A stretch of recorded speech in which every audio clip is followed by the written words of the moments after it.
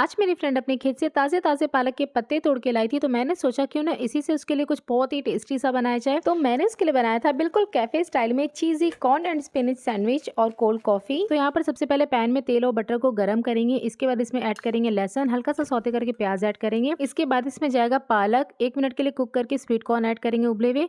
इसे साइड में करके मैदे और बटर को हम 30 सेकंड्स के लिए कुक करेंगे। मिल्क ऐड करके इसे पकाएंगे जब तक ये थोड़ा सा गाढ़ा नहीं हो जाता। सीजनिंग में ऐड करेंगे chilli flakes, oregano, black pepper powder, salt.